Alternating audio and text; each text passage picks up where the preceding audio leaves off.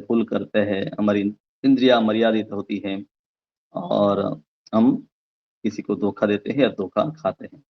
तो इसीलिए हमें इवन भौतिक संसार का पूर्ण ज्ञान भी भौतिक इंद्रियों से संभव नहीं हो पाता है। तो आध्यात्मिक विषयों का ज्ञान तो इस भौतिक इंद्रियों से संभव नहीं है, क्योंकि वो भगवान या जीव क्या है, तो उसको कैसे हम आँखों से नहीं देख सकते हैं, हाँ?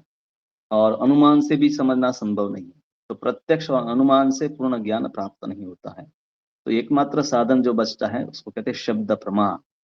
तो परम सत्य को जानने के लिए शब्द प्रमाण ही एकमात्र साधन है। शब्द प्रमाण यानी कि वेदों से ज्ञान प्राप्त करना है। और वेद क्या है? वेद भगवान की वाणी है, या भगवान ने सृष्टि के समय ही, जैसे कार बनाते हैं या मोबाइल बनाते हैं उसके साथ मैन्युअल आता है, तो उसी प्रकार से सृष्टि के साथ ही भगवान ने अपने बारे में, सृष्टि के बारे में सब ज्ञान है ब्रह्मा जी को प्रदान किया। तो ये शाश्वत ज्ञान है। जब भी सृष्टि होती है तो वेद प्रकट होते हैं, और वेद जो है उसको परम प्रमाण के रूप में सब लोग पहले स्वीकार करते थे। जैसे कोई दो लोग हैं, उसके बीच में कुछ डिस्प्यूट है, और कोई कहे कि रामायण में ऐसा लिखा है कि हमें ऐसा करना चाहे या ऐसा नहीं करना चाहे, तो उस समय लोग है स्वीकार करते थे कि हाँ रामायण में लिखा है तो हमें उसको मानना चाहिए। तो आज के समय में है लोग कहते हैं कि रामायण में लिखा है तो रामायण भी किसी ने लिखी होगी, हम क्यों रामायण को माने, हम तो अगर विज्ञान को मानते हैं। तो आज के समय में लोगों की श्रद्धा जो है शास्त्रों में प्रायः बहुत कम हो गई है। और उसका कारण भी रहा, क्योंकि जब भारत में अंग्रेज आए तो देखा कि यहाँ पर गुरुकुल के कारण है सब लोग है शास्त्रों को अच्छी तरह से मानते हैं, और इसके कारण इनकी मानसिकता को बदल लेंगे नहीं तब तक हम उनको गुलाम नहीं बना सकते हैं। और 1830 में उन्होंने अंग्रेजी शिक्षा का कायदा कानून लगाया कि जो भी अंग्रेजी पढ़ेगा उसी को शिक्षित गिना जाएगा, उसी को नौकरी मिलेगी। और उस प्रकार से लोग है धीरे धीरे शास्त्र को पढ़ना बंद करके आधुनिक विज्ञान को पढ़ने लगे। तो भौतिक संसार में वर्तमान में देखा जाता है कि प्राय लोगों को है शास्त्रों में श्रद्धा नहीं है, और इसीलिए शास्त्रों की आए दिन है लोग निंदा करते हैं।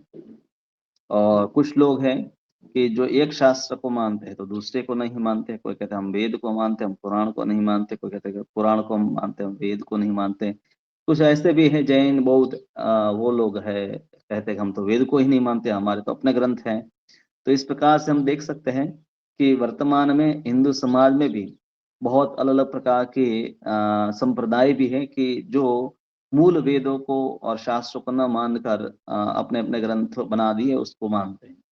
तो उस प्रकार से है वेद विरुद्ध कई बातें चलती हैं, हाँ? और जैसे कुछ लोगों ने बना दिया कि भाई 5000 वर्ष में ही चार चार युग आ जाते हैं। और किसी ने बोला दे भाई गोलोक वृंदावन या वैकुंठ से भी ऊपर अक्षरधाम है, या ऐसे कई वस्तुएं होती है। कई बार कुछ वेदों को मानते हैं तो कुछ वेदों में का कुछ गलत अर्थघटन भी करते हैं, ये भी है। तो वेदों को मानना अर्थ मतलब उसके सही अर्थ को समझना, हाँ? कोई कहता है मैं वेद को मानता हूँ पर उसके गलत अर्थ को मानता है, उसका गलत अर्थघटन करके, तो भी वो वेदों की निंदा के बराबर ही है। जैसे मायावादी है वो ऐसा ही विचार रखते हैं कि वेदों का अर्थ है कि हम हमारे में और ईश्वर में कोई भेद नहीं है। तो प्रायः लोग वर्तमान में चाहे पढ़ा लिखा व्यक्ति हो अनपढ़ हो, उनकी वेदों में विशेष श्रद्धा नहीं होती है, हाँ? और इसीलिए हम लोगों को जब गीता देते हैं या ऐसे ग्रंथ देते हैं तो उनके पढ़ने के लिए भी वो ज्यादा रुचि नहीं दिखाते। उनको लगता है ठीक है, पहले के जमाने में लोगों ने ये सब लिख दिया होगा, कुछ इसमें होगा, अच्छी अच्छी बात से लिखी होगी। आज का जमाना अलग है, अभी प्रैक्टिकल रहना पड़ता है, और इसमें जो बातें हैं वो तो इतनी काम की है नहीं हमारे लिए। तो मनमाने ढंग से लोग आचरण करते हैं। और भगवत गीता में कई जगह पर भगवान वार्निंग भी दिए है कि जो शास्त्रों की विधियों का त्याग करके मनमाने ढंग से आचरण करते हैं उनका पतन हो जाता है। और तो इस प्रकार से वेद विरुद्ध बहुत सारा आचरण शास्त्रों के विरुद्ध होता है। फिर कई तामसिक ग्रंथ भी लोगों ने लिखे, हाँ? तामस तंत्र लोगों ने लिखे जिसमें उन्होंने कहा कि ईश्वर को प्राप्त करना है तो बस मांस मदिरा है, उसका सेवन करो, बलि दो और उसी से ईश्वर प्राप्त हो जाएँगे। तो मूल जो वेदों की प्रयोजन को न जानकर लोग हैं ऐसे तामसिक ग्रंथों की भी रचना किए हैं। तो किसी भी प्रकार से शास्त्र जो एकमात्र साधन है परम सत्य को जानने का, आत्मा का जानने का, इस संसार से मुक्त होने का एकमात्र ही साधन है शास्त्र ही है। और उन शास्त्रों का अगर हम श्रुति, स्मृति, पुराण, पंचरात्र इसमें सब आ जाते हैं। श्रुति का मतलब है कि वेद, इसमें वेद कहते हैं तो उसमें उसकी संहिता है, ब्राह्मण ग्रंथ है, आरण्य ग्रंथ है, उपनिषद है। फिर स्मृति कहते हैं तो फिर उसमें महाभारत, रामायण, 18 पुराण ये सब आ जाते हैं। पंचरात्र ग्रंथ बहुत सारे हैं कि जिसमें भगवान की पूज सेवा पूजा कैसे करनी है, ऐसे वैष्णव पंचरात्रि ग्रंथ है, नारद पंचरात्र इत्यादि। तो ये सब ग्रंथों को है संपूर्ण रूप से उसके सही अर्थ में स्वीकारना, ये शास्त्रों के को स्वीकारना हुआ। और कोई इसको नहीं मानता है या कहता है कि मुझे भगवद गीता का एक श्लोक तो मैं स्वीकार करता हूँ, दूसरा मैं नहीं स्वीकार करता। तो वो ये भी शास्त्रों को आधा स्वीकारने के बराबर है। अर्ध कुपटी न्याय कहते हैं ना कि जो मुर्गी है अंडा देते उस भाग को चाहते हैं लोग और दूसरा जिसको खिलाना पड़ता है उसको नहीं चाहते हैं। तो शास्त्र की निंदा प्रायः वर्तमान में बहुत प्रचुर मात्रा में लोग करते हैं। और इसलिए ऐसे लोग अगर भगवान का नाम जप करते हैं तो भी उससे लाभ नहीं होगा। उनकी धार्मिक जो विधियाँ है या उसको फलीभूत नहीं होगी क्योंकि शास्त्र भगवान की वाणी है, शास्त्रों का अपमान करना भगवान की निंदा करने बराबर ही है। और इसीलिए व्यक्ति को प्रभुपाद विशेष रूप से बहुत आलोचना करते थे, जो आधुनिक बुद्धिजीवी है उनका, क्योंकि उनका काम ही होता है शास्त्रों की निंदा करना, श्रुति शास्त्रों की निंदा करना। तो व्यक्ति को ऐसे अपराध अगर होता है तो उसको पश्चाताप करना चाहिए, श्रुति और शास्त्रों को साथ में रखकर उसको उसकी पूजा करनी चाहिए, उनसे प्रार्थना करनी चाहिए कि जिससे वो उन ग्रंथों को अच्छी तरह से समझ सके और उनके प्रति ऐसा अपराध ना हो। और भक्तों से शास्त्र में हमें कोई प्रश्न होते हैं तो उसको समझने का हमें प्रयास करना चाहिए। हम कुछ वस्तु ना समझ पाए तो ऐसा नहीं कि हम रिजेक्ट कर दें कि ये सब ग्रंथ गलत है, पर उनको सही ढंग से समझने का प्रयास करना चाहिए। तो ये चौथा नाम अपराध है श्रुति शास्त्र निंदनम, शास्त्रों की निंदा करना और उनको सामान्य ग्रंथ एक समझना। अब 5वां नाम अपराध है हरि नाम में अर्थवाद का आरोप करना। तो अर्थवाद की कल्पना यानी कि कोई ऐसा समझे कि हरिनाम की महिमा को तो बहुत बढ़ा चढ़ा कर लोगों ने लिख दिया है। ऐसी घटना आती है। हरिदास ठाकुर है एक सभा में हरिनाम की महिमा का वर्णन कर रहे थे और सबको बताया कि हरिनाम तो इतना शक्तिशाली है कि एक बार भी नाम अगर नामाभास के स्तर पर ले लिया तो व्यक्ति की मुक्ति हो जाती है। तो वहां पर ब्राह्मण बैठे थे, वो कहने लगे कि ऐसे थोड़ी मुक्ति होती है। हम लोग इतने सारे ग्रंथों का अध्ययन करते हैं और वेदों को याद करते हैं, तब भी मुक्ति हमें लगता नहीं कि संभव होगी। और तुम बोलते हो कि एक बार कृष्ण का नाम ले लिया तो उससे कैसे मुक्ति होगी? अरे ऐसे मुक्ति नहीं होती है और तुम कहते होती है, तो नहीं होती है तो तुम्हारा नाक हम काट लाएंगे।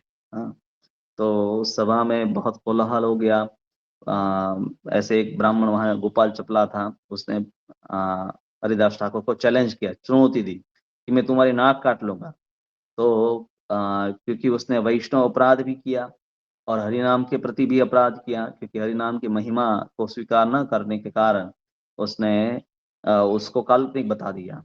और कुछ समय के बाद गोपाल चपला उसको कुष्ठ रोग हुआ। और कुष्ठ रोग में आप जानते हैं कि नाक और जो कान है उसकी जो हड्डी, क्योंकि ये हड्डी जो होती है नरम होती है तो पिघलने लगती है और कुष्ठ रोग के कारण उसके नाक भी टूट गए। हाँ, तो भगवान ने दिखा दिया क्योंकि उसने वैष्णव अपराध भी किया था और साथ में हरि नाम ये नाम अपराध भी किया था कि और इसलिए भगवान ने उनको दिखाया कि उसने ये अपराध किया है। बाद में वो हरिदास ठाकुर से जाकर क्षमा याचना करता है और फिर वो ठीक हो जाता है। तो शास्त्रों में है नाम की महिमा बहुत बताई गई है और अलग-अलग प्रकार से नाम की महिमा बताई गई है और प्रायः जो लोग हैं अ, वो ऐसा ही समझते हैं कि ये सब शास्त्रों में जो भी बढ़ा-चढ़ा कर लिखा होता है, वो लोगों को प्रोत्साहन देने के लिए ताकि लोग कहें कम से कम वो कुछ जप करते रहे और उनका मन शांत रहे, ऐसा कुछ होता नहीं है। ये सब है सिर्फ़ लोगों की कल्पना है।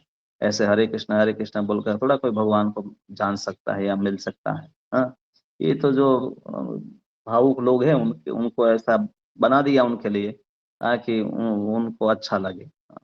तो अलग-अलग प्रकार से लोग हैं हरिनाम की महिमा जो है उसका निंदा करते हैं। कोई लोग उसको एक प्रलोभन समझते हैं या यही इसी प्रकार से कर्मकांड की बुद्धि भी उसमें रखते हैं कि अ ये सिर्फ़ एक प्रकार का बस काम कर्म है, जिससे कुछ लाभ हो तो होता होगा, तो मुक्ति तो नहीं मिलेगी, कुछ पुण्य मिलेगा। हाँ, तो हरिनाम की महिमा में लोग हैं इस प्रकार से हैं अपराध करते हैं और उनको हरिनाम का लाभ मिलता नहीं है। वो लोग कभी-कभी नाम ऐसा जप करते भी हैं, पर विचार करते हैं कि ऐसा थोड़ा है कि हरिनाम इतना पवित्र कर कर व्यक्ति को कर सकता है और कर्मों को मुक्त करके कर्मों से बंधन से मुक्त व्यक्ति हो जाएगा और भगवान के धाम को प्राप्त कर लेता होगा। तो अ, इस नाम अपराध के बाद दूसरा नाम अपराध 2 अपराध हैं। हरिनाम्नि कल्पनम और अर्थवाद। तो दूसरा है कि हरिनाम की महिमा को अ, के गलत अर्थघटन करना। अर्थघटन यानी कि जैसे कोई कहे कि हरि नाम जब हम लेते हैं, तो उससे प्राणायाम होता है, उससे ऑक्सीजन रिलीज़ होता है और इससे अ, ब्रेन में अलग-अलग पॉज़िटिव है एनर्जियाँ मतलब अलग वेव्स जनरेट होते हैं। तो इसीलिए हमें एक अंदर से अच्छा लगता है, सुख का अनुभव करते हैं। तो वो हरिनाम की दिव्यता को नहीं जानते हैं। वो हरिनाम को एक मैकेनिकल प्रोसेस के रूप में जानते हैं कि ये एक यांत्रिक प्रक्रिया है। आप हरे कृष्णा भी बोलो और कल जाकर आप है कोई अपना भी मंत्र बना लो। जैसे हरे की जगह पर आप करे, करे बोल दो। करे, करे, करे या राम, राम की जगह पर आप है काम, काम, काम बोलो, तो भी ऐसा ही लाभ मिलेगा क्योंकि ऐसे अलग शब्द बोलते हैं तो अलग-अलग इफ़ेक्ट होती है। तो ऐसे कई लोग हैं हरिनाम के को गलत अर्थघटन करते हैं। तो ये भी एक नाम अपराध बताया गया है। हरिनाम्नि कल्पनम हरिनाम की महिमा को के बारे में अलग प्रकार की कल्पनाएँ करना या उसको गलत अर्थघटन करना और दूसरा कि हरिनाम की महिमा को बढ़ा-चढ़ा कर बताया गया है ऐसा समझना। तो ये दोनों नाम अपराध है, उससे व्यक्ति को बचना चाहिए। और बचने के लिए क्या करना चाहिए? उसको सही हरिनाम की जो महिमा है उसको जानना चाहे, वैष्णव से हरिनाम की महिमा को उसको सुनना चाहे और तब वो जान पाएगा कि हरिनाम कितना मतलब लाभकारी है। अनेक ग्रंथ इसके ऊपर है बहुत सारे ग्रंथ इसके ऊपर लिखे गए हैं और उसको आगे जाकर भी आप सुनते रहेंगे। हरिनाम चिंतामणि ग्रंथ तो है ही और भी कई पुस्तक है इसके ऊपर आप पढ़ सकते हैं। तो ये दोनों अपराध है, इन दोनों प्रकार के अपराधों से व्यक्ति को बचना चाहिए, 5 और 6। 7वाँ नाम अपराध है कि हरि नाम के नाम फलदा पाप करना। नामनो बलाद यस्य हि पाप बुद्धिर्न विद्यते तस्य यमेर्हि शुद्धि। नाम के बल पर पाप करना यानी कि क्या है कि नाम जो है पापों से हमें मुक्त करता है, अनर्थों से मुक्त जो पाप हमने पहले किए हैं हरि नाम के बल से वो भी समाप्त हो जाते हैं। पर कुछ लोग क्या विचार करते हैं कि अपने हमने नाम लिया, तो हमारे कर्म समाप्त हो गए। तो ठीक है, कल एक पाप करूँगा और फिर वापस है माला कर लूँगा, तो उस मेरे पाप खत्म हो जाएँगे। हाँ, कभी-कभी लोग करते हैं, चोरी करने के बाद है मंदिर में कुछ दान चढ़ा देते हैं। फिर उनको लगता है कि अब भगवान को 10% दे दूँगा, तो मेरा जो 90% है, वो शुद्ध हो जाएगा। हाँ, ऐसे 90% शुद्ध नहीं हो सकता है और फिर वापस चोरी करता है, वापस हर बार ऐसा करता है। ईसाई धर्म में ईसाई मत जो है उसमें भी ये विचार है कि कन्फेशन कि मंडे से सैटरडे तक है कुछ आपने पाप किए, फिर संडे को जाओ आप और वहाँ एक खिड़की रहती है। तो वहाँ पर जो फादर होते हैं उनका ईसाई लोगों के जो मुखिया तो उनके सामने जाकर आपको बीच में एक जाली होती है, उसमें आपको अपने पाप का को बताना है कि आपने क्या-क्या पाप किए हैं। और फिर वो कहेंगे कि जीसस आपके लिए ही मर गए थे और इसलिए तुम यहाँ पर कुछ पैसे चढ़ा दो और तुम्हारे सब पाप समाप्त हो गए। तो वो व्यक्ति बहुत खुश हो जाता, ठीक है, अब मैंने फादर को सब बता दिया, जीसस से मैंने माफ़ी माँग ली और मैंने दान दिया, मेरे सब पाप समाप्त हो गए। पर क्या कि वो पाप करने की आदत हो गई है, वापस सोमवार को जाकर पाप करता है, फिर अगले संडे वापस जाकर माफ़ी माँगता है। तो ऐसे होता रहता है कन्फेशन। हाँ, ये प्रभुपाद जी कहते हैं कि हाथी के स्नान के बराबर है कि जैसे हाथी है, नदी में जाता है, स्नान करता है और फिर वापस बाहर आकर अपने शरीर पर मिट्टी डाल देता है। हाँ, तो हरिनाम है हमें पापों से मुक्त करता है, पर उसको उसको आधार नहीं बनाना चाहिए और पाप करने के लिए। तो नाम है वो अनर्थों को दूर करने वाला है, पापों से मुक्त हमें करता है। और जल्दी से ही व्यक्ति है क सभी प्रकार से शुद्ध हो जाता है। पर कभी-कभी व्यक्ति हैं, उसको ये समझ नहीं होती है और उसने हरिनाम की महिमा को तो सुना है, हरिनाम से पाप दूर हो जाते हैं। तो वो हरिनाम को एक आधार बनाता है और पाप करने के लिए, मैं हरिनाम भी करूँगा, फिर पाप करूँगा, फिर पाप हो गया तो और थोड़ा माला कर लूँगा, वृंदावन जाकर आ जाऊँगा, तो गोवर्धन की परिक्रमा कर लूँगा और फिर पाप दूर हो जाएँगे, ठीक है, फिर वापस उसकी आदत के कारण वो पाप करता है। तो पाप में ऐसी जो बुद्धि है उसको क्योंकि हरिनाम ही एक मात्र साधन है जिससे व्यक्ति कर्म से अब मुक्त हो जा सकता है और उस हरिनाम के प्रति ही आपने अभी ऐसा अपराध किया है, तो दूसरे और कोई कर्म रहते नहीं कि जिससे अब आपकी मुक्ति संभव हो सकती है। तो ऐसी बुद्धि जो है बहुत ही धूर्तता दिखाती है व्यक्ति की, वो कपटी है। हाँ? धूर्त व्यक्ति है, हरिनाम के बलबूते पर पाप जो करता है, तो भगवान फिर देखते हैं, अगर कोई 1 बार, 2 बार, 3 बार, हाँ? तो बार-बार ऐसे करेगा पाप और फिर उससे हरिनाम का आधार से उसको मुक्त होना चाहेगा, तो ऐसा नहीं होगा। हाँ? कोई व्यक्ति 1 बार आपको माफ़ करेगा, 2 बार माफ़ करेगा, पर ऐसा नहीं कि आप हमेशा भूल करते रहो, गलती करते रहो और माफ़ी मिलती रहेगी। फिर उसको उसका दंड भी मिलेगा और कई जन्मों तक है फिर उसकी भक्ति है रुक जाएगी हरिनाम वो इस प्रकार की बुद्धि के कारण। तो व्यक्ति को है अ, अम, इस पाप बुद्धि से भी बचना चाहिए। हरिनाम में इतनी शक्ति है कि जितने भी पाप कर्म होते हैं, जैसे हम चलते हैं या घर में आग जलाते हैं या झाड़ू लगाते हैं, तो कई बार हमारे मन में भी आता है कि बहुत सारे छोटे जीव हैं, सूक्ष्म जीव हैं, वो मर जाते हैं। तो उससे भी व्यक्ति को कर्म लगता है। तो इसीलिए शास्त्र में बताया है कि व्यक्ति को लगातार भगवान का नाम लेते रहना चाहे, तो वो ऐसे नित्य जो जीवन में होने वाले सभी प्रकार के कर्मों से, पाप कर्मों से मुक्त हो जाता है।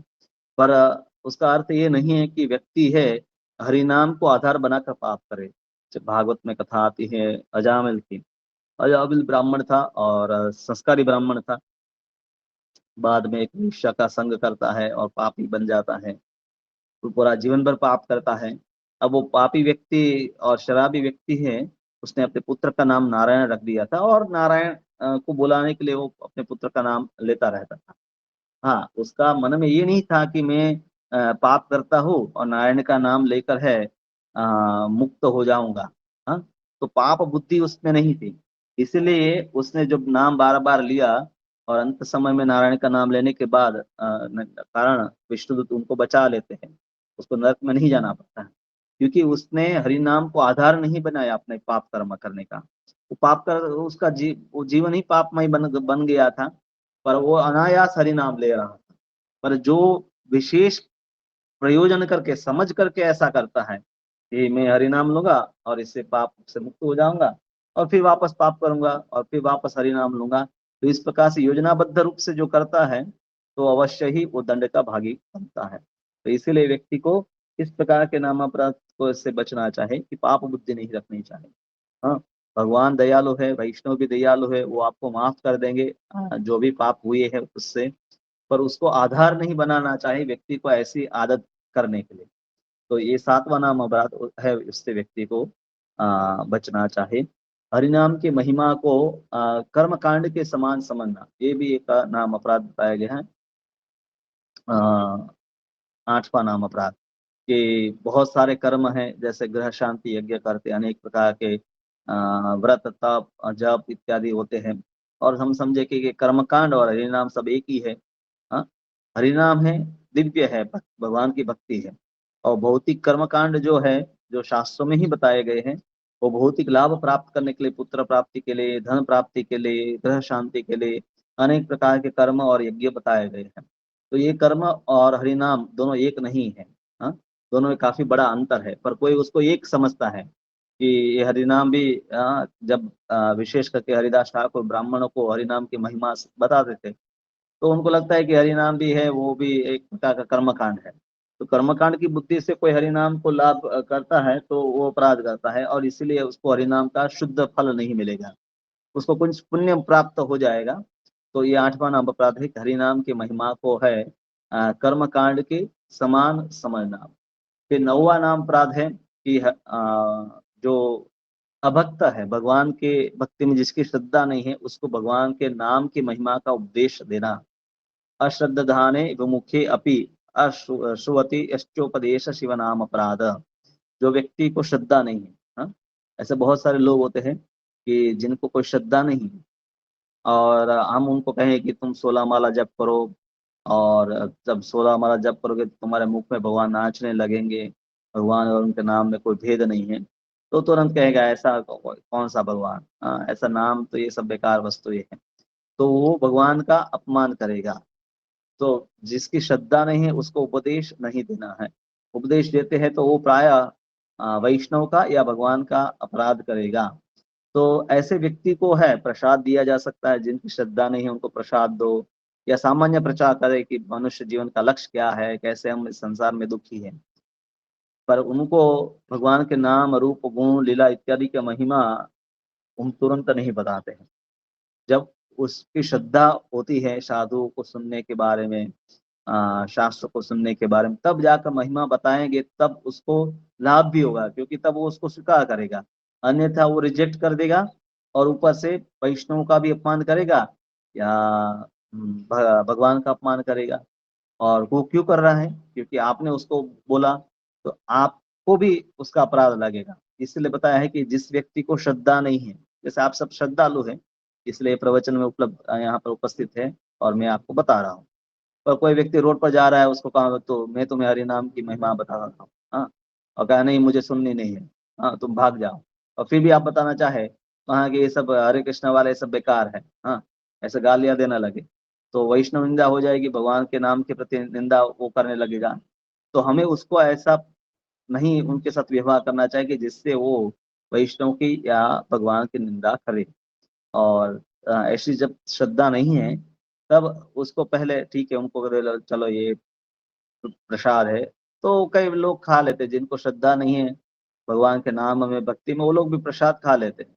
हाँ, तो धीरे धीरे उनको, हाँ, आप ऑफिस में जाते हैं, अपने सगे संबंधी होते हैं, तो तुरंत हम उनको भक्ति का उपदेश नहीं देते हैं, पहले प्राथमिक बातें बताते हैं कि हम शरीर नहीं आत्मा है, या पुनर्जन्म होता है, मनुष्य जीवन का लक्ष्य क्या है, सामान्य पहले वस्तु ये वो स्वीकार करे। और फिर जब उसकी श्रद्धा हो जाए, तब उसको भगवान के नाम की महिमा दिखाई जाती है। हाँ, जो श्रद्धालु है, आप जैसे हर रोड पर कीर्तन कर रहे हैं, और कोई श्रद्धा से कीर्तन करने लगे, तो श्रद्धा होगी तभी कीर्तन करेगा, तो उस प्रकार से उसको तो लाभ मिलेगा। पर जो अश्रद्धालु है, हाँ, उनको ले जाकर कुछ उपदेश देते तो क्रोधित हो जाता है, और कई बार भक्तों के ऊपर आक्रमण करता है, या भक्तों की निंदा करता है। तो ये भी अपराध बताया गया है, और इससे हमें व्यक्ति को बचना चाहिए कि हाँ, अश्रद्धालु व्यक्ति को हरि नाम की उपदेश करना। तो हमने 9 नाम अपराध तक अभी पूरे की। 10वां नाम अपराध और उसके बाद अप्रमाद, उसकी चर्चा हम कल करेंगे।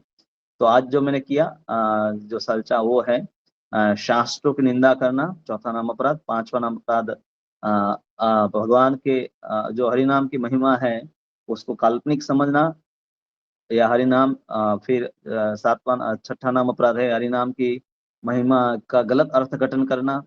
7वां नाम अपराध हरि नाम के बल पर पाप करना। 8वां नाम अपराध है कि हरि नाम की महिमा को कर्मकांड के बराबर समझना।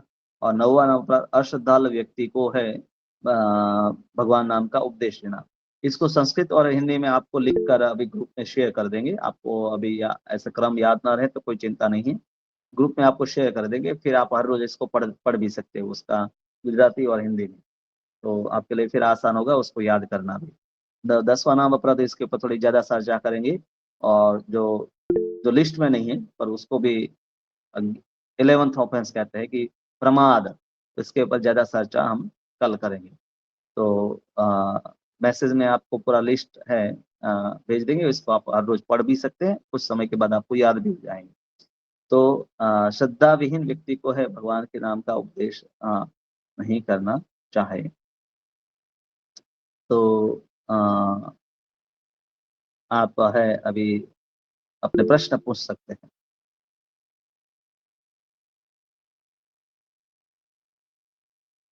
राहुल बोलो, केशव श्याम सुनो बोलो। हरे कृष्ण प्रभु जी। हाँ जैसे जो अपनी भगवत गीता है, अपने जो हिंदू ग्रंथ है, उसमें जैसे कि अभी जो कलयुग में है उसको मतलब फॉलो करना बहुत कठिन है, ऐसा लोग बोलते हैं, या तो मैं बोलूंगा। नहीं, वो तो वो भी ऐसा कोई परखकर। बोलते कठिन है, वो उसका मतलब ये नहीं कि वो अश्रद्धालु है। अश्रद्धालु यानी कि ये भगवत गीता ये सब बेकार पुस्तक है, ये सब लोगों की कल्पनाएं हैं। जैसे कई आपको ये कम्युनिस्ट मिलेंगे, साम्यवादी जो होते हैं, लेफ्टिस्ट होते हैं, वामपंथी होते हैं, वो लोग हैं बहुत निंदा करते हैं सनातन धर्म की। तो ऐसे लोगों की मैं बात कर रहा हूँ। और हिंदुओं में भी कुछ लोग होंगे, कुछ कम, बहुत सारे नहीं, पर कुछ लोग होंगे। तो कोई कहे कि ये कठिन है, मुझे समझ में नहीं आता है, उसका ये मतलब नहीं कि वो अश्रद्धालु है। उसको श्रद्धा तो होती है, वो आप गीता देंगे तो आप प्रणाम भी उसको करेंगे। हाँ, तो अश्रद्धालु का मतलब क्या है कि उसके प्रति आदर नहीं है, उसको अश्रद्धालु कहते हैं। तो जैसे हमारे भक्त है विदेश में भी पुस्तक वितरण करता है, तो उनको सामान्य श्रद्धा है कि हाँ this is some spiritual books, ये कोई आध्यात्मिक पुस्तकें हैं, चलो पढ़ेंगे हम। तो सामान्य श्रद्धा है, वो भले मांसाहारी भी होते हैं, पर उनको एक आदर होता है कि ठीक है ये लोग कुछ कर रहे हैं, अच्छा है, चलो कुछ देखेंगे पढ़ेंगे। तो इसको उनको हम पुस्तक दे सकते हैं, पर उपदेश वहां नहीं देते हैं कि तुम हरिनाम क्या महिमा जो हमने अभी चर्चा कर रहे हैं, वो सब प्रकार के उपदेश उनको हम नहीं देते हैं। कृष्ण की लीलाओं के उपदेश हम उनको नहीं देते हैं।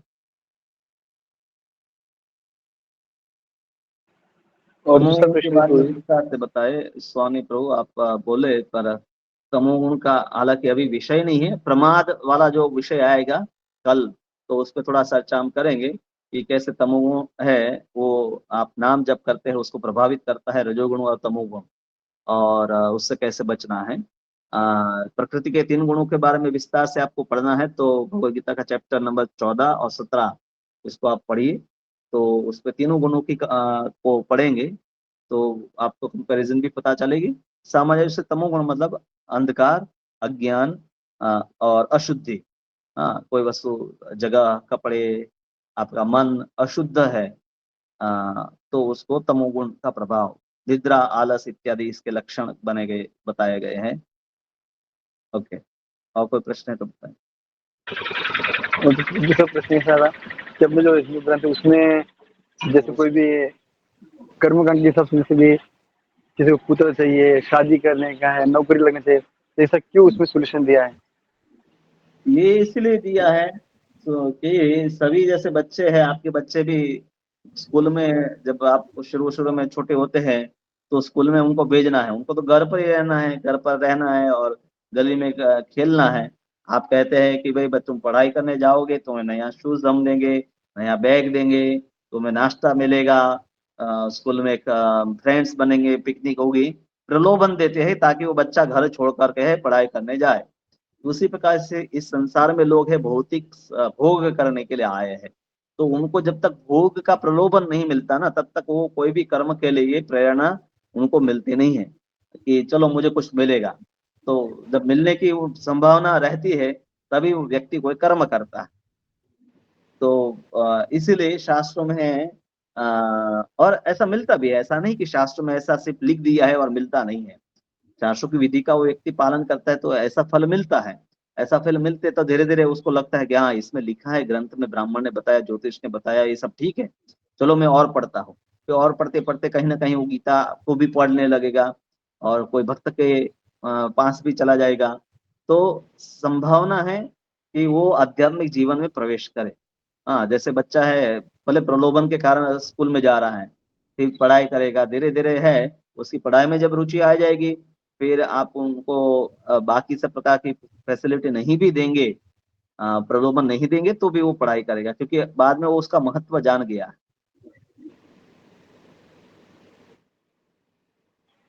तो जिसमें तो ध्यान भटकेगा फिर। हाँ, मतलब जो भी कर्मकांड में जैसे एंट्री मारेगा तो उसको तो इतना लाभ ही लाभ मिलेगा, तो वो भक्ति में तो जुड़ेगा नहीं ना, तो ध्यान भटकेगा, नहीं उसको तो नहीं, लालच हो भक्ति में जाएगी जुड़ेगा। होती संसार की। सुने, भगवान ने हमारे बहुत बुद्धि लगाकर ये योजना बनाई। पहले तो बिल्कुल ध्यान, पहले तो स्कूल में जा ही नहीं रहा था ना। अब कम से कम स्कूल में जाएगा तो वहां बोर्ड पर कुछ लिखा होगा, वो भी पढ़ेगा ना। मान लीजिए आपका बच्चा स्कूल में जाए ही नहीं, तब तो बिल्कुल उसकी पढ़ाई होगी नहीं। भले प्रलोभन से जाए, पर भी जाएगा तो वहां पढ़ाई तो होगी ही। और जो कर्मकांड भी व्यक्ति करता है तो उसमें भी भगवान का नाम और धार्मिक वस्तु ये है। हाँ, कर्मकांड कोई अधार्मिक वस्तु नहीं है, पर शुद्ध भक्ति नहीं है। तो कर्मकांड करने के बाद भी व्यक्ति समझेगा मैंने कर्म किया, देखो पुत्र तो मिल गया, फिर भी मुझे तकलीफ हुई, तो फिर विचार करेगा इसका भी, इससे भी कोई बाहर निकलने का उपाय है। तो फिर कर्मकांड से वो आगे ज्ञान का विचार करेगा कि चलो अभी ज्ञान को लेता हो। फिर उसको लगता नहीं अभी ध्यान करता हो। तो ऐसे ऐसे स्टेप बाय स्टेप वो करके वो कर्म के मार्ग से भक्ति के मार्ग तक भी पहुंचेगा। और उसमें उनको बीच में कोई कहीं ना कहीं मान लीजिए कि भक्त मिल जाए, तो वो उसको बता देंगे कि तुम यहाँ स्कूल में है, अच्छे कपड़े पहनने के लिए नहीं आए हो, स्कूल है पढ़ाई के लिए है। और वो समझ जाता है, तो फिर वो उसका तुरंत भक्ति में भी प्रवेश हो जाएगा।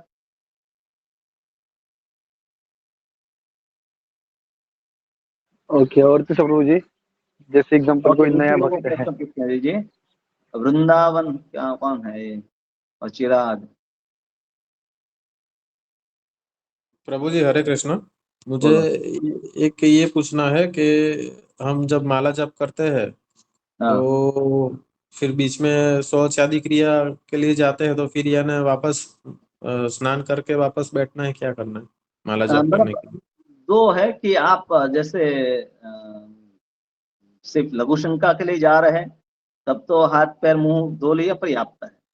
और आपको साफ पेट साफ करने के लिए जाते हैं, तो वैदिक संस्कृति में ये है कि हम ये जो पहने हुए धोती कुर्ता पहन कर नहीं जाते हैं। हम गमछा पहन लेते हैं, ये गमछा अलग से रख देते हैं। और फिर स्नान करते हैं, उसके बाद स्वच्छ कपड़े पहन वापस शरीर साफ करके वो वापस वो कपड़े पहन सकते हैं। जैसे रात में हम करते हैं, रात में उठने के बाद हम स्नान इत्यादि करने के बाद तो ये सात्विक जीवन के लिए आवश्यक है। अब ऑफिस में कोई है तो उनके लिए वहाँ कठिन है, पर अब घर पर है तो सात्विकता का पालन करेंगे तो लाभ होगा। क्योंकि अशुद्ध रहने से आलस, निद्रा इत्यादि का प्रभाव रहता है। स्त्रियों के लिए शास्त्रों में कई प्रकार की छूट दी गई है। उनके लिए कई बार स्नान करना, खास करके जैसे छोटे बालक हैं तो उनसे भी वो अशुद्ध बारंबार होते हैं। उनके लिए हर रोज जैसे पूरे बाल भिगा कर स्नान करना, बाल लंबे होते हैं, वो संभव नहीं है। तो इसीलिए पुरुषों के लिए कई नियम है, और कुछ उन नियमों में स्त्रियों को छूट दी गई है।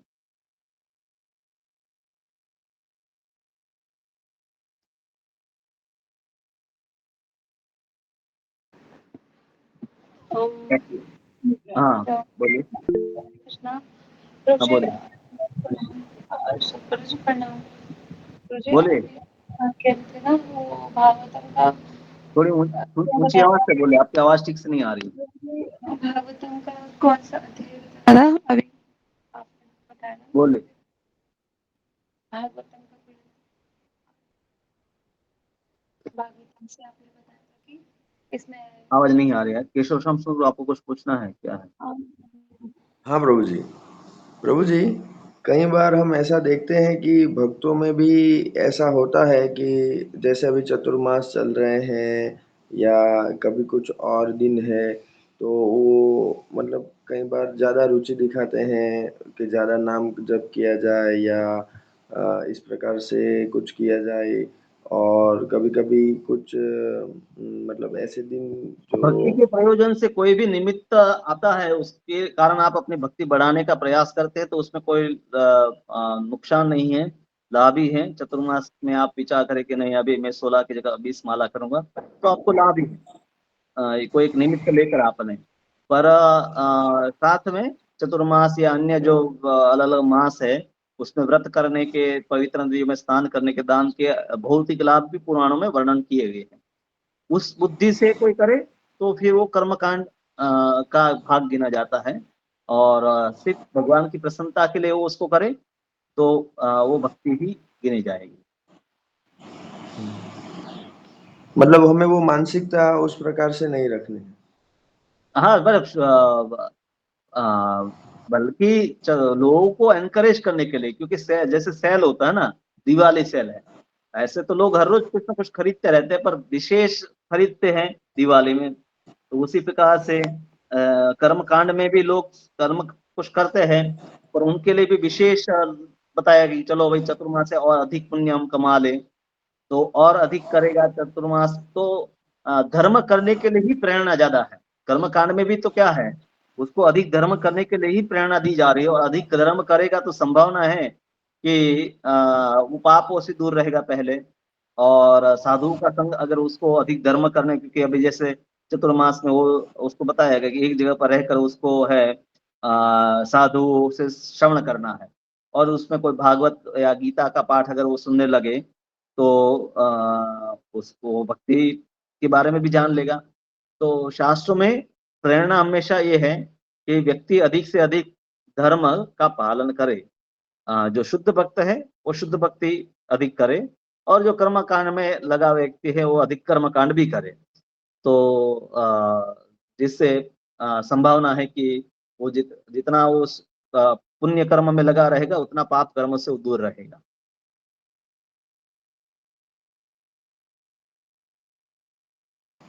धन्यवाद प्रभु जी। और कर्मकांड को बनाया ही ऐसा है कि वहां ना कहीं भगवान की भक्ति का उसमें स्पर्श रहता है।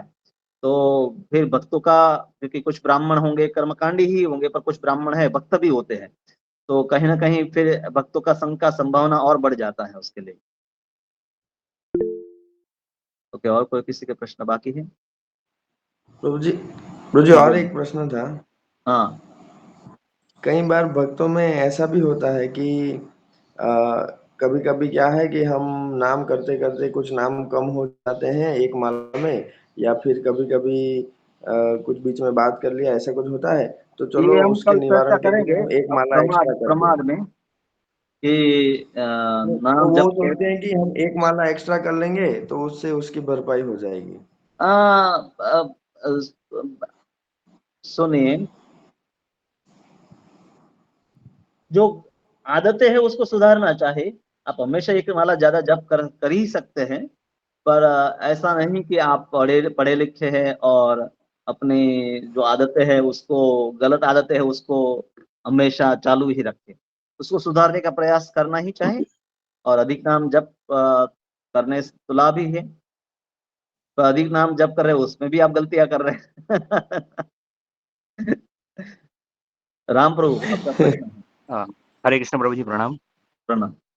हाँ प्रभु जी, हम वैसे माला जप करते हैं, मान लो 2 घंटा हाँ, हो गया या 20 से मतलब 16 से भी ज्यादा भी माला कर लिया, तो हाँ। वो एकदम एक स्टीरियोटाइप एक्टिविटी हो जाएगी। तो उसमें शास्त्रों में ऐसा कुछ है कि भी कृष्ण भगवान के लिए हम घर पे हवन यज्ञ ऐसा कुछ करें, ऐसा कुछ है विधि थोड़ा नहीं, चेंज के लिए? सामान्य रूप से जब आप एक नियम जैसे 16 माला करते हैं तो हो सकता है स्टीरियोटाइप हो, पर जैसे आप अधिक करते हैं तो अभी आपको पता है कि ये आप अभी फिनिश करने के लिए नहीं कर रहे हैं।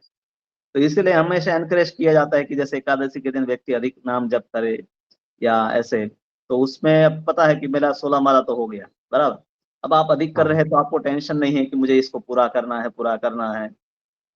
तो इसीलिए शास्त्रों में यदा कदा जैसे विशेष दिन पर अधिक भक्ति करने का विशेष है प्रोत्साहन, जिससे हम है वो यांत्रिकता से बाहर आए। हाँ, हाँ। तो बीच में अगर मतलब टाइम है प्रभु जी तो ऐसे यज्ञ करने का कुछ ऐसा, वो ठीक है, बाद में थोड़ा टॉपिक से अलग हो जाएगा फिर प्रभु। कौन सा यज्ञ? तो घर पे भगवान कृष्ण के लिए कोई हवन यज्ञ इस टाइप का ना, कर ना, सकते ऐसा हैं क्या? कुछ कलयुग में कोई मतलब अर्थ ही नहीं है। प्रभुपाद तो इवन कहे कि हमारा जब मंदिर जो स्थापित किया जब वृंदावन में, तो प्रभुपाद जी ने इवन कहा कि ये हम यज्ञ कर रहे हैं बाकी लोगों की संतुष्टि के लिए। कलयुग में जो वैदिक यज्ञ करना संभव नहीं है, ठीक। क्योंकि ना ही तो उसके लिए ऐसे इंग्रेडिएंट और मंत्र बोलने वाले ब्राह्मण उपलब्ध है। तो कभी कोई विशेष रूप से किसी को कुछ समस्या है और फिर वो गुरु की अनुमति से कुछ ऐसा अनुष्ठान करता है, वो योग्य है। पर अन्यथा जिस सिर्फ मन में ही आया कि मुझे नरसिंह यज्ञ करना है, मुझे सुदर्शन यज्ञ करना है, मुझे वामन यज्ञ करना है, ऐसे कई यज्ञ भी है, वैष्णव यज्ञ भी बहुत सारे हैं। तो हाँ, पुण्य के लिए या कुछ कर्म मन में कुछ भौतिक धारणा भी के लिए भी वैष्णव यज्ञ भी लोग करते हैं। तो ऐसा वो दिखाता है कि कहीं ना कहीं उसको हरिनाम की श्रद्धा, हरिनाम में कम श्रद्धा है। उसको लगता है कि ये हरिनाम कुछ नहीं कर पा रहा है, मुझे इसके लिए कुछ एक्स्ट्रा करना है। हाँ, हाँ प्रभु जी। हाँ, जैसे गुरु महाराज हमारे बीमार रहते थे, तो अ, या प्रभुपाद जी तो उनके शिष्य हैं, उनके निमित्त की भी हमारे गुरु महाराज का स्वास्थ्य अच्छा हो, इसलिए सब शिष्य मिलकर कुछ ऐसे अनुष्ठान करे या कीर्तन करे और कहें कि भगवान को प्रार्थना करे कि अ, आपकी जो इच्छा है वो मतलब करे, पर हम चाहते हैं कि वो स्वस्थ हो, ऐसी हमारी प्रार्थना है। तो ऐसे अनुष्ठान है अन्यों के लिए, खास करके गुरु के लिए या अन्य वैष्णव के लिए किया जाता है कभी कभी। पर सामान्य रूप से ऐसे जैसे लौकिक लाभ के लिए नहीं करते हम कि चलो किसी की बीमारी, मतलब कुछ भक्त ज्यादा ही परेशान है तो उनको गुरु अनुमति देते हैं कि अ, स्वास्थ्य के कारण या अन्य लौकिक समस्याओं के कारण फिर गुरु को कहता है, तो गुरु उनको कुछ अनुमति देते हैं कि जैसे नरसिंह देव के लिए विशेष कुछ यज्ञ करना इत्यादि, जिससे उसकी भक्ति का जीवन ठीक हो जाए। तो अन्यथा कर्म कांड के लिए मतलब भौतिक लाभ के लिए तो हम प्रोत्साहन नहीं देते हैं, क्योंकि एक बार वो प्रोत्साहन दिया जाता है तो वो उसका एंड कोई नहीं है। हाँ, और अगर विशेष रूप से उसकी भक्ति प्रभावित हो रही है भौतिक समस्याओं के कारण, तो उस स्थिति को ठीक करने के लिए ऐसे अनुमति दी जाती है कि जिसमें वो विशेष ऐसे अनुष्ठान करता है। ठीक है, अभी किसी का राम या ओके, आपका कोई प्रश्न नहीं है, मुझे लगा प्रश्न है। अभी किसी का कोई प्रश्न शायद बाकी नहीं है, 7 बज गए। तो कल ओके, कुछ लोगों का मैसेज है उसको मैं लेता हूँ। भगवान का कौन सा, एक मैं मैसेज को देखता हूँ। ओके प्रभु जी, रजोगुण तमोगुण वाला हो गया। मुझे दूसरा क्लास ज्वाइन करना है तो बीच में ऐसे ही लीव करना पड़ेगा ये मीटिंग? हरे कृष्णा। अच्छा है, आप कोई ना कोई क्लास अच्छी तरह से पूरा अटेंड करें, वो तो चले गए होंगे जो भी। भागवतम का कौन सा श्लोक बता रहे थे आप? इसलिए बता रहे थे, मुझे पता नहीं भागवतम की किस श्लोक की मुझे मैं बात किया। अ, आप एक संदर्भ लिखेंगे, पूछेंगे तो पता चलेगा कि किस विषय में भागवतम क्या नहीं 18,000 श्लोक है, तो मैंने किस विषय में उसके बारे में बोला मुझे याद नहीं है। आप बताए तो मैं फिर उसको आपको श्लोक भेज सकता हूँ। हरे कृष्ण। तो हम है यहाँ पर वर्ग पूरा करते हैं। हरे कृष्ण हरे कृष्ण हरे कृष्ण। कृष्ण कृष्ण हरे हरे, हरे हरे राम हरे हरे। हरे हरे कृष्ण हरे। हरे कृष्ण। जोर से बोलनी। हरे कृष्ण प्रभु जी। हरे हरे कृष्ण। कृष्णा प्रभु जी। हरे कृष्ण बोलिए। हरे हरे कृष्ण। कृष्ण।